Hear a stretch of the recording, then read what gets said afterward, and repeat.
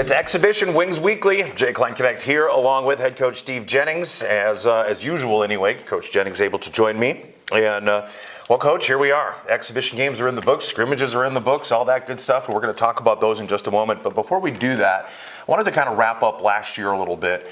I know that they, kind of went over some of that with the NA Today kind of interview and so on that I saw. But, I thought maybe we could touch on it a little bit too. Overall, your first year as a head coach here with the Aberdeen Wings, you end up going second round of the playoffs, sweeping Austin in the first round. You got to feel pretty good about the way things went overall, huh?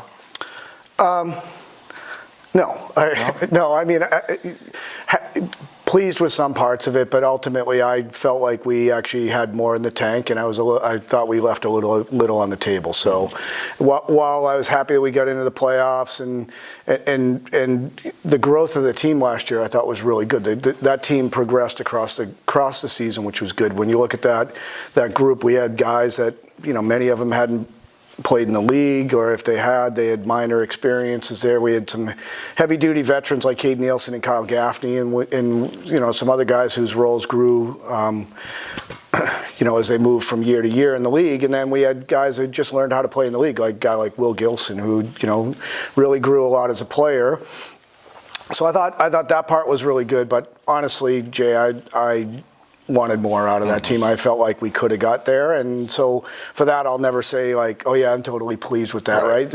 I think for us, we accomplished some things. Certainly want to be better at home than we were last year. Certainly want to get more D1 commitments than we got last year, and so I think for us there's some indication, some light, but I want more. Sure.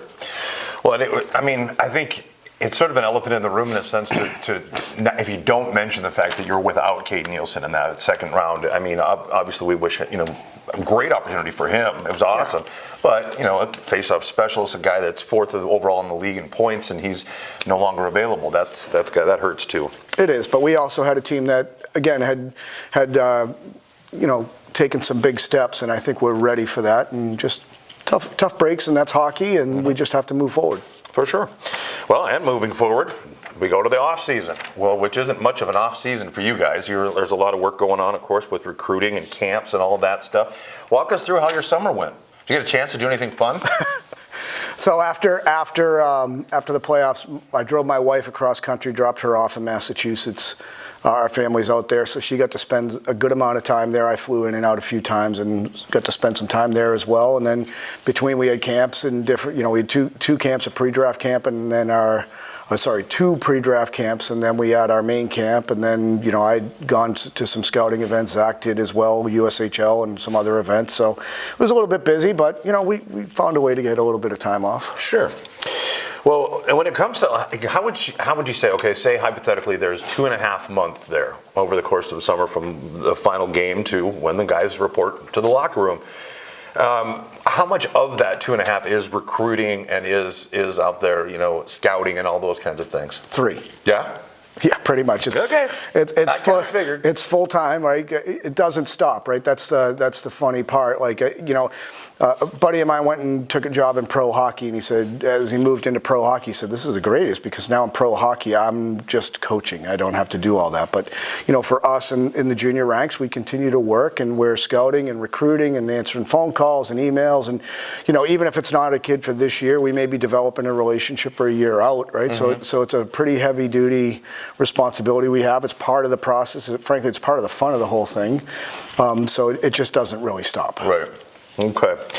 Well, moving forward again. Now guys are in the locker room. You get a chance to get on the ice, well, at least for a little bit before going up to Bismarck and scrimmaging with them, and then North Iowa, a couple losses in exhibition. But again, as we talked about, that's meaningless. There are no points involved. It's really about seeing who can bring what to the table and who can add to the team.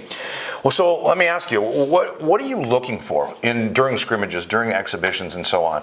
I mean, because I got to believe that you still want to win. Absolutely. You're still coaching to win. They're still playing to win.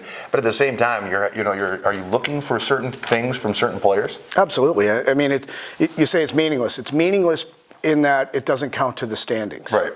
Everything else has full meaning. Mm-hmm. Right. So we're looking for how well are they taking on the teaching we're giving? How well are they employing that? Are they kids who have to make some changes to their game? Are they actually giving it a try, or are they missing that part, right? So we are looking to see that they can apply the learnings and the teachings there. We're looking to see that they're growing as players and that they're actually starting to become an Aberdeen wing, because that's really what training camp is in the first part of the season, is really getting the culture right. And when you look at it, right, there's not a lot of returners again, which is great. But that means we have a little bit of identity to learn, and the kids have to come in and learn how to do that. So we're looking very much at that. And again, I look at, are we progressing in our structure? Are we starting to see some of the things we want? Is our forecheck getting better? Are we tracking the puck better? Like those little details, are they starting to come in, right? So that's the important part about preseason. And honestly, we're trying to make some hard judgments on some kids. Like, do we keep them and try to keep training them, or do we move them on to a spot where maybe they can get more ice and maybe come back in a year? Yeah, makes sense.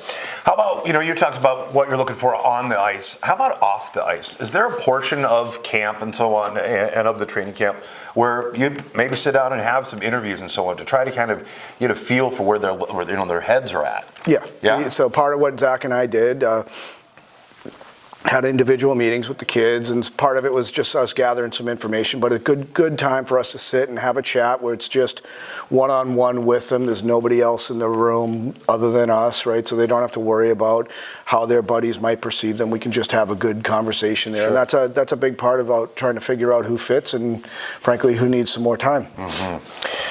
All right. Well, we talked a little bit, or touched on, few guys returning back to this locker room, but those that did are guys that saw good quality minutes last year, and you've got a foundation to build on there for sure. I wanted to touch on leadership, because some of these guys, as I talked about, Owen Dubois, his third year here, and Ronan Walsh was here. There's you've got guys that know what it takes to be an Aberdeen wing. At what point do you guys, as a coaching staff, start to look at who's going to have those letters on their sweater? Like from day one. Yeah.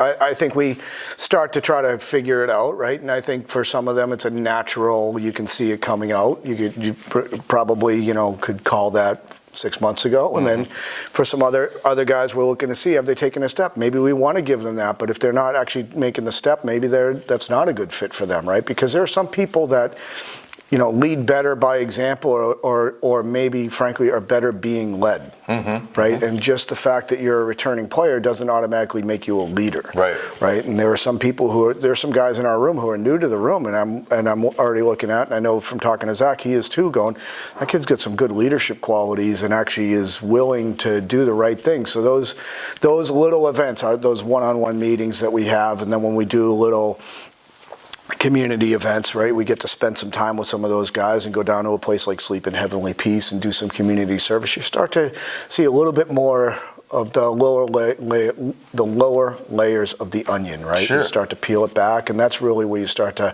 truly identify character. Without a doubt. All right. Well, I was interested in the process and how that all goes together.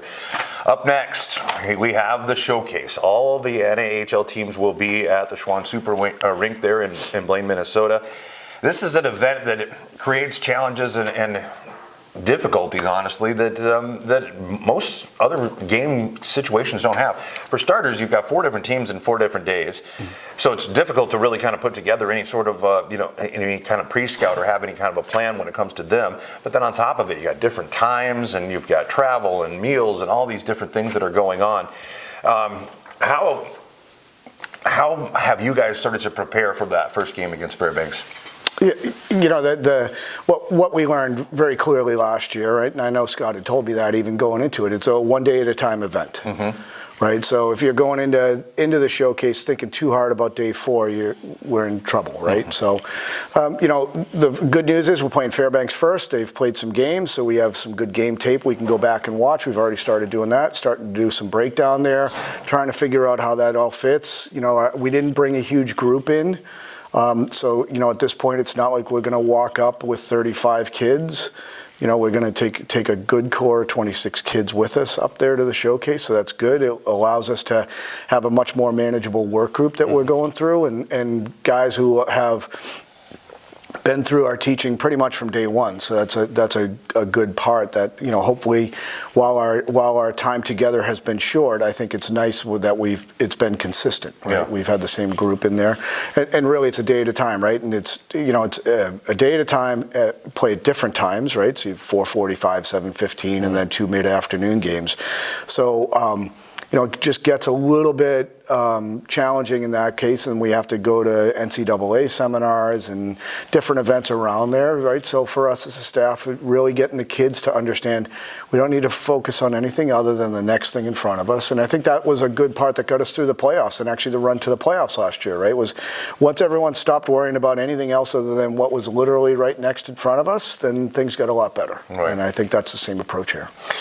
All right. Well, I won't keep you any longer, Coach. Like I just said, I know you guys got a lot going on and a lot of things to figure out, and not only from a hockey standpoint, but like I said, from from the preparation and planning standpoint too. So I appreciate you taking some time, as always, getting us caught up a little bit on what the summer looks like and how these first few exhibition and scrimmages have looked. What the pulse of the locker room is like and all that good stuff. So thanks so much. Happy to do it. All right. Good luck coming up at the showcase this week. All right. Thanks, Jay. All right, folks. We'll return with the second portion of Wings Weekly coming up after this. We raise the bar on bar food with sandwiches, tenders, and burgers.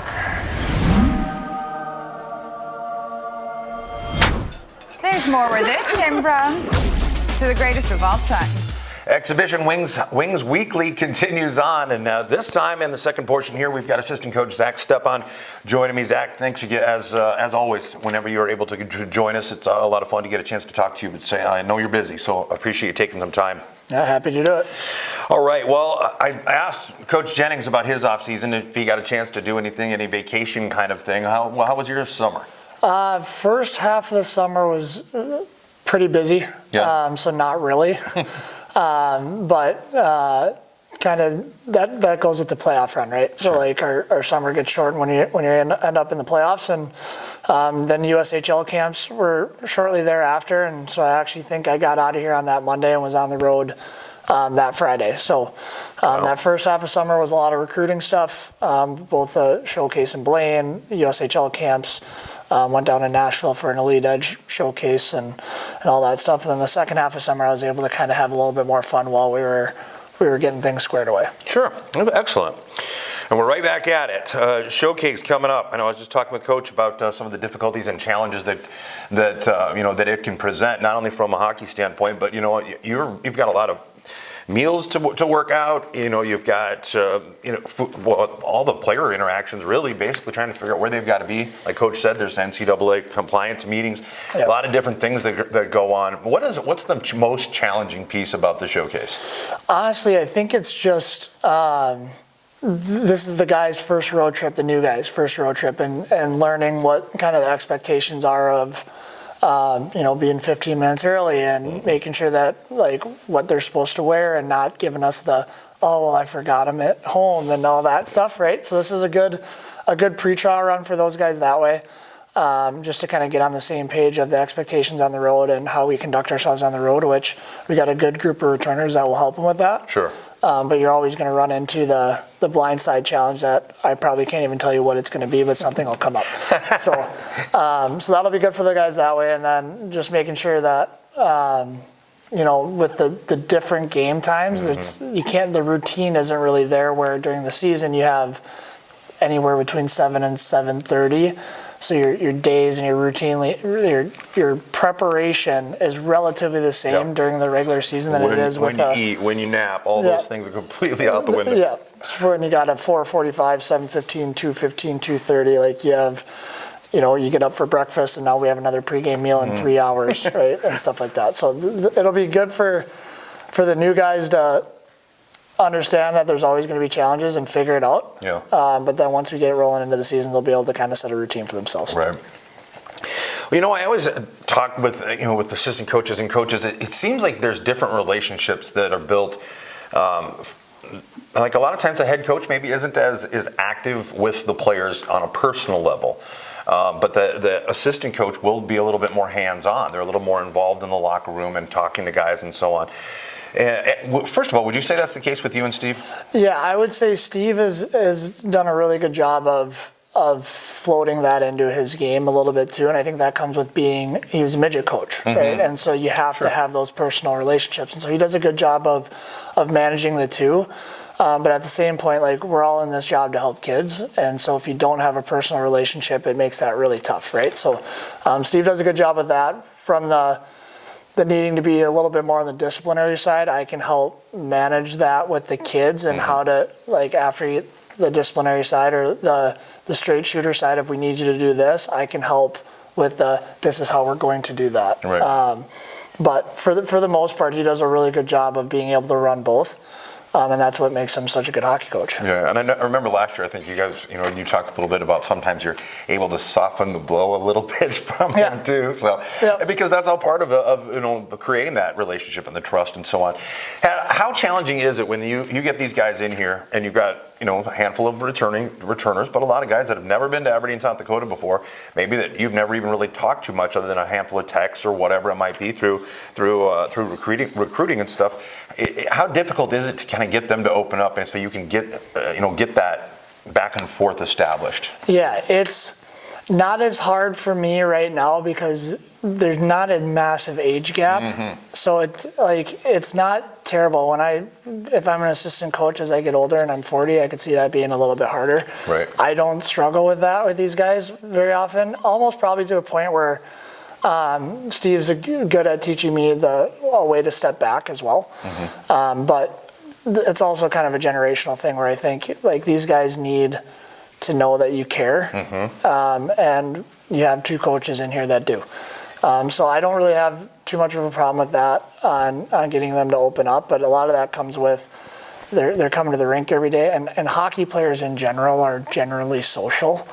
And a cohesive type of brain, like, mindsets, and so it's maybe not as hard as where, like, maybe, and I'm not an expert, but maybe you get a football team where there's 40, 45, 50 guys. Makes sense. A little bit different than when you got 20, 25 guys in the locker room. I could see that, definitely.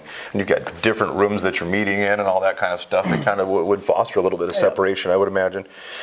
All right.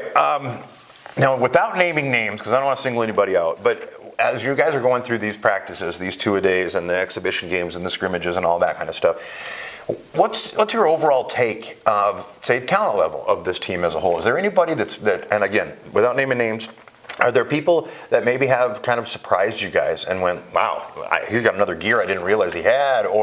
And then on the flip side, is there anybody that you almost not I don't want to say disappointed, but you're like, I thought he was going to bring a little more and got to try to coax that out of him or whatever. Have there been any surprises? Yeah, surprises on the good side more than the bad side, right? Like, we've unfortunately had to make some hard decisions to get our number down to 26, and most of those not so good surprises that you're talking about aren't here anymore.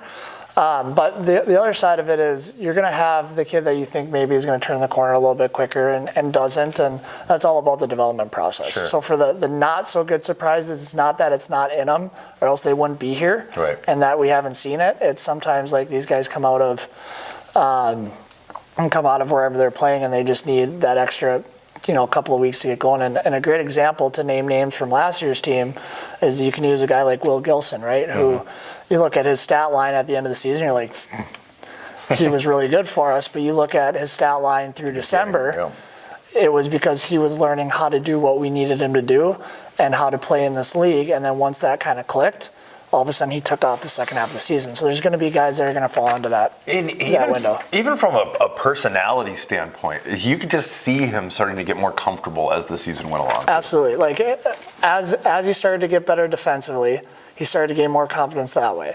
And then he started to put up a point here and there, and he started to get more confidence that way in his play. And so because of that confidence from his play, all of a sudden that confidence starts to go into the locker room and starts to become more social, and it just builds and builds and builds to being one of our best defensemen, if not our best defenseman, going into the playoffs last year. Curious to see who the dark horse will be this year.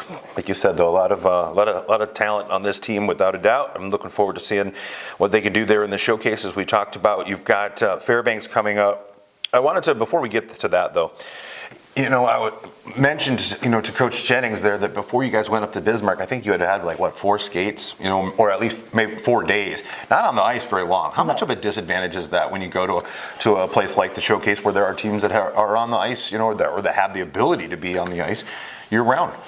You can call it a disadvantage, you can call it an excuse. I think we've been on the ice long enough and done enough teaching, and we utilize the days that we weren't on the ice to do Zoom meetings and teachings that way. So the guys all know what we're trying to get to. Okay. Now, putting that into the games, you can tell, like, you look at the Bismarck to game 1 in against North Iowa to game 2, like there was major steps taken just between those 3 games. And so I think we kind of are starting to see what they're capable of just with even Saturday night. Like, I thought from the stuff we were trying to teach compared to Friday night there's a big step there, right? Because we went through video and stuff after Friday's game, and they're starting to buy in a little bit more. And that's what's exciting about this team this year too, is there's going to be more.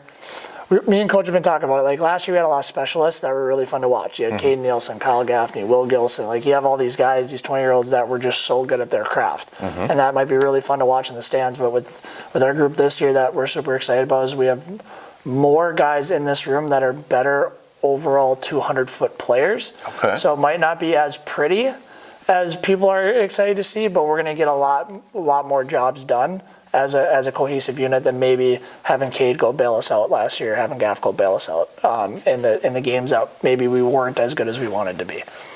Interesting. Good to know. Good to hear that. All right. Coach and I just talked about some of the showcase, the scheduling, all the different things. One of those things that we talked about is the player NCAA meeting that each one of the players is required to attend. What can you tell us about that? Why did they have to attend it? And B, what do they talk about?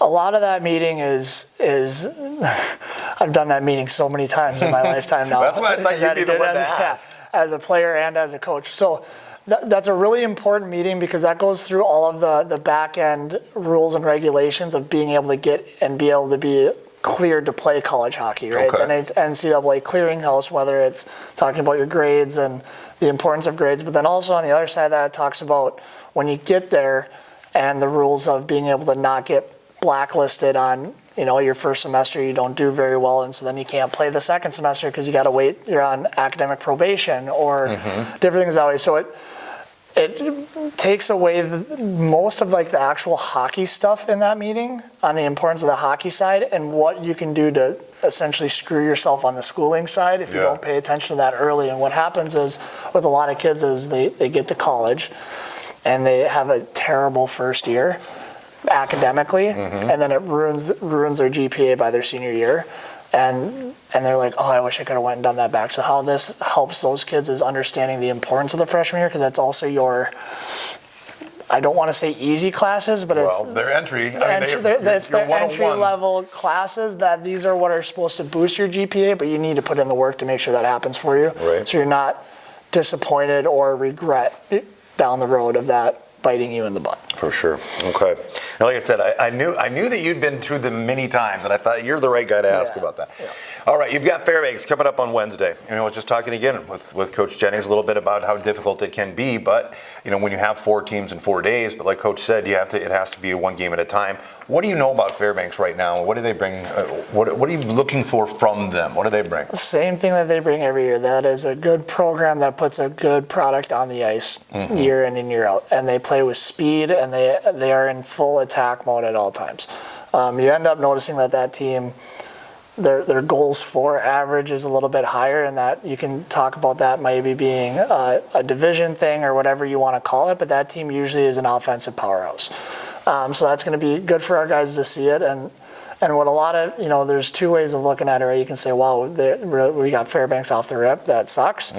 But at the same time, like, the big piece of the showcase is 1, to come home with some points, and 2, for our guys to get seen by schools. And if you're going and playing a team where that you absolutely blast for all 4 games, if I'm a school or I'm a D1 coach, I'm watching that, I'm looking at that as the one chance I got to watch these guys there's not much to see because they ran this team over. Right. They want to see a good hockey team. They want to see how guys respond when things don't go well and how guys respond when things do go well. So for us, it's going to be a good test for us. It's going to be a good challenge, and then it's also going to be good for our guys to play the teams that we're playing, because that's what a college coach wants to see, is a good hockey game and how they can respond to different situations. Great answer. I never really thought of that, but that is a good point. You know, when they're watching a game, they want to see the different components. They don't want to just see a runaway, kind of game where you're not getting an opportunity to see the different sides of the game. Well, that's about all I've got for you, Coach.